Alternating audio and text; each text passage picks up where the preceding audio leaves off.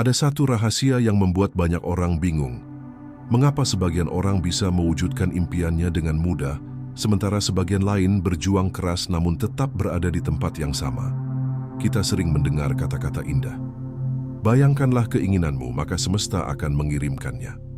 Kalimat yang memikat hati membuat kita percaya bahwa hidup ini seperti magnet besar yang akan menuruti segala pikiran positif kita. Tetapi, apakah benar semudah itu? Atau jangan-jangan ada sesuatu yang lebih halus dan lebih dalam yang selama ini kita abaikan? Selamat datang kembali di Quantum Sadar, tempat di mana kita bersama-sama menjelajahi kekuatan tersembunyi yang membentuk hidup kita melalui kesadaran, energi, dan kedalaman jiwa. Kesadaranmu adalah realitas barumu. Hari ini, kita akan menyingkap perbedaan yang jarang dibicarakan antara hukum tarik-menarik yang begitu populer dan hukum kesadaran yang jauh lebih dalam.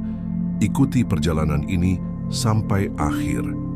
Karena di penghujung video ini akan ada sebuah latihan sederhana yang bisa langsung kamu rasakan untuk mengubah getaran batinmu.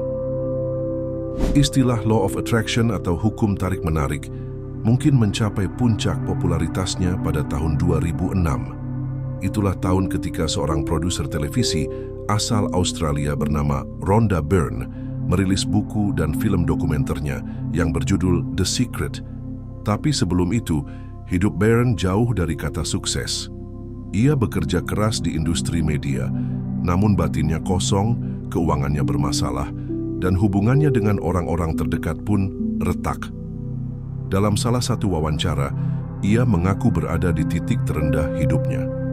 Hingga suatu hari pada tahun 2004, putrinya memberikan sebuah buku tua berjudul The Science of Getting Rich, karya Wallace D. Wattles.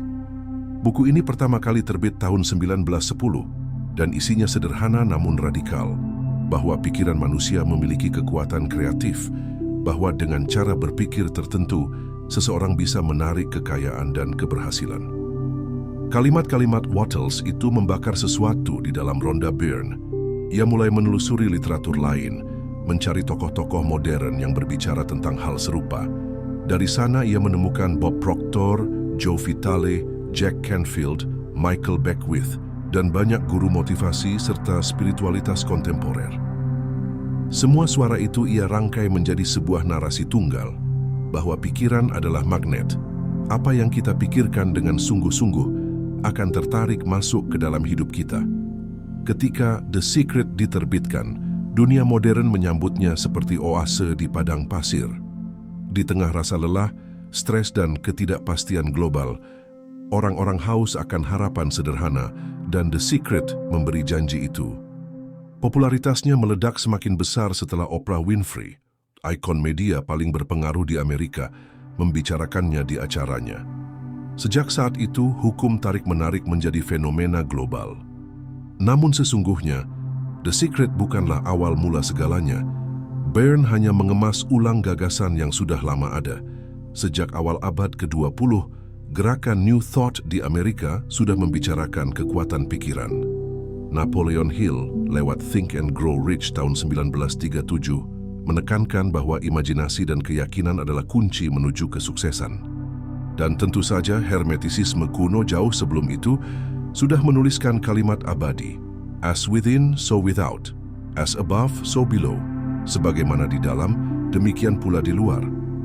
Maka tidak heran jika hukum tarik-menarik terdengar masuk akal. Ia punya akar kuno, ia punya dukungan tokoh modern, dan ia dibungkus dengan gaya populer yang mudah dipahami. Namun di balik pesonanya, ada masalah yang sering dilupakan. Banyak orang mencoba Law of Attraction dengan semangat, menulis afirmasi, menempelkan gambar impian di dinding, membayangkan rumah, mobil, atau pasangan setiap hari. Tetapi setelah bertahun-tahun hidup mereka tetap sama. Mengapa? Karena di balik kata-kata "aku ingin", sebenarnya ada getaran halus yang berkata, "aku belum punya." Dan semesta, atau lebih tepatnya medan kesadaran, tidak menanggapi kata-kata indah kita, melainkan getaran batin yang kita hidupi. Inilah titik rapuh hukum tarik-menarik. Indah di permukaan, manis di awal. tetapi sering menyisakan pahit bagi mereka yang tidak mengerti dasarnya. Dan disinilah kita akan melangkah lebih dalam, ke sebuah hukum yang jauh lebih sunyi, namun jauh lebih kuat, hukum kesadaran. Di balik gegap gempita The Secret dan hukum tarik-menarik, ada seorang tokoh yang sejak lama menawarkan jalan berbeda, namanya Neville Goddard. Neville lahir di Barbados tahun 1905, dan di usia muda ia pindah ke New York untuk mengejar karier sebagai penari. Namun hidup membawanya ke arah yang lain. Di sana ia bertemu dengan seorang mistikus Ethiopia bernama Abdullah yang kelak menjadi gurunya. Abdullah memperkenalkan Neville pada ajaran esoteris bahwa kesadaran manusia adalah pusat dari segala realitas. Sejak saat itu, Neville meninggalkan dunia tari dan mulai berbicara tentang kesadaran. Selama lebih dari 3 dekade, ia mengajar di Amerika melalui ceramah-ceramah publik. Banyak orang datang karena kata-katanya sederhana, tapi membawa getaran batin yang dalam.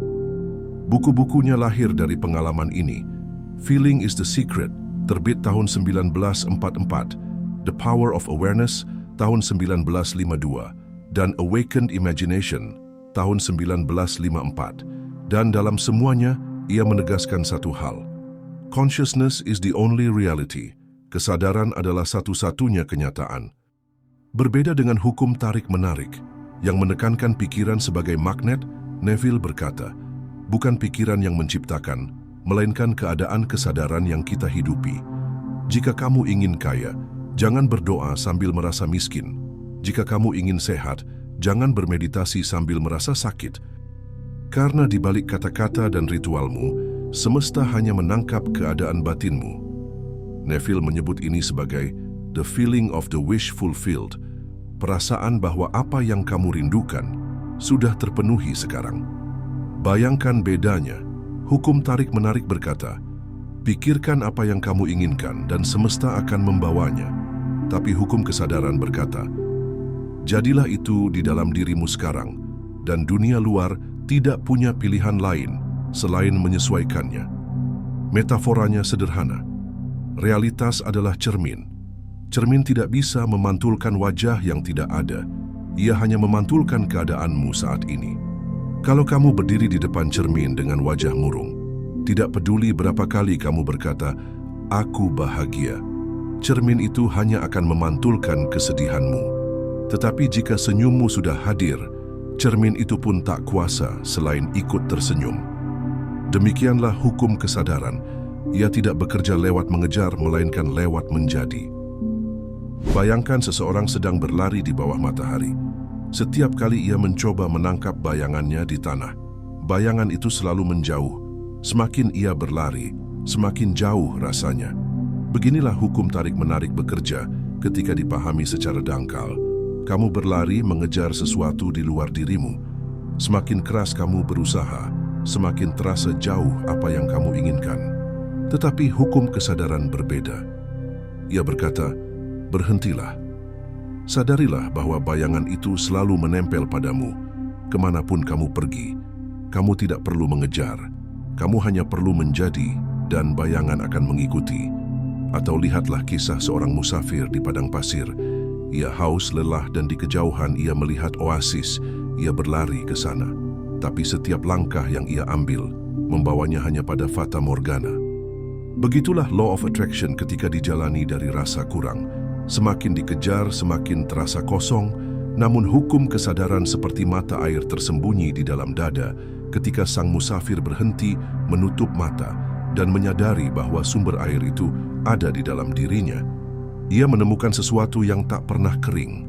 Law of attraction membuatmu seperti musafir yang mengejar bayangan oasis. Law of consciousness menjadikanmu mata air itu sendiri. Dan disinilah bedanya menjadi jelas. Yang satu berakar pada kejar-kejaran tanpa akhir. Yang lain berakar pada keheningan, pada rasa penuh, pada kesadaran, aku sudah. Sains modern, khususnya neuroscience, perlahan mulai membuktikan apa yang para mistikus telah katakan sejak ribuan tahun lalu, bahwa kesadaran membentuk realitas. Bayangkan ini, ketika seorang atlet hanya membayangkan dirinya berlatih, otaknya menyala persis seperti saat ia benar-benar bergerak. Penelitian dengan teknologi fMRI menunjukkan bahwa visualisasi mampu mengaktifkan area motorik otak seakan tubuhnya benar-benar sedang beraksi. Artinya otak tidak bisa membedakan antara pengalaman nyata dengan pengalaman yang dibayangkan dengan sungguh-sungguh. Lebih jauh lagi, sains menyebut ini neuroplastisitas. Otak manusia terus berubah, membentuk koneksi baru sesuai dengan pengalaman batin. Saat kamu membayangkan, merasakan, dan menghidupi suatu keadaan, otakmu menciptakan jalur-jalur baru, tubuhmu memproduksi hormon yang sesuai, dan realitas biologismu ikut menyesuaikan. Inilah bedanya antara hukum tarik-menarik dan hukum kesadaran. Hukum tarik-menarik sering berhenti pada pikiran, "Aku ingin." Tapi di balik kata itu, tubuh masih memancarkan sinyal kekurangan, sedangkan hukum kesadaran masuk ke tubuh, mengubah napas, detak jantung, hormon, dan menjadikan keadaan itu nyata sekarang. Neville Goddard sudah menegaskan, "Feel it real." Rasakan seakan-akan itu nyata. Dan kini neuroscience memberi bahasa ilmiahnya, otakmu dan tubuhmu mulai hidup dalam kenyataan baru, bahkan sebelum dunia luar berubah.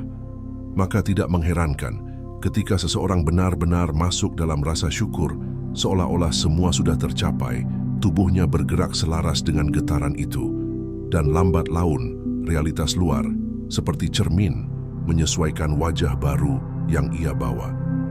Sekarang mari kita berhenti sejenak. Tarik napas perlahan, hembuskan dengan lembut, biarkan tubuhmu duduk dengan tenang, dan rasakan bumi menopangmu.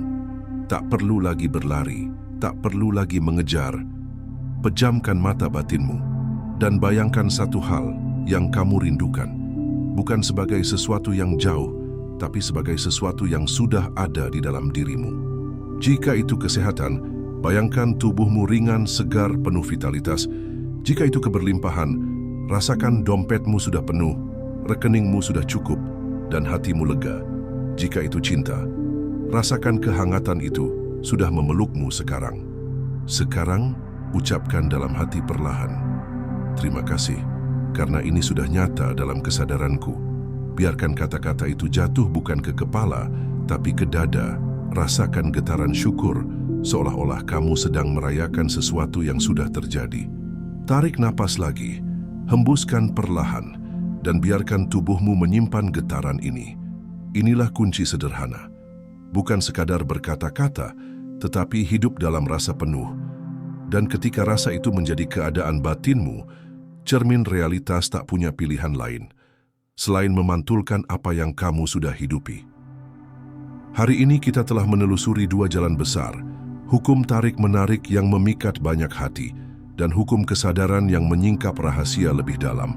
Yang satu berkata, "Pikirkan apa yang kamu inginkan, maka semesta akan membawanya." Yang lain berbisik lebih sunyi, "Jadilah itu di dalam dirimu, maka dunia luar akan menyesuaikan." Hukum tarik-menarik mengajarkan kita untuk mengejar bayangan, tapi hukum kesadaran mengingatkan kita bahwa bayangan hanyalah cermin, bahwa realitas luar tak pernah terpisah dari getaran yang kita hidupi. Kini kamu tahu, kamu bukan korban dari keadaan, kamu adalah pusat kesadaran yang mencetak dunia di sekitarmu. Dan ketika kamu menghidupi rasa penuh, rasa syukur, realitas pun bergeser tanpa bisa menolak. Maka mulai detik ini, setiap kali kamu ingin sesuatu, jangan berkata, "Aku ingin." Katakanlah dalam batinmu, "Aku sudah." Terima kasih, karena kesadaranmu adalah realitas barumu. Terima kasih sudah menonton Quantum Sadar. Jika video ini menyentuh hatimu, subscribe dan bagikan, agar semakin banyak yang terbangun dalam kesadarannya. Dan nantikan video berikutnya, karena perjalanan batin kita akan terus berlanjut.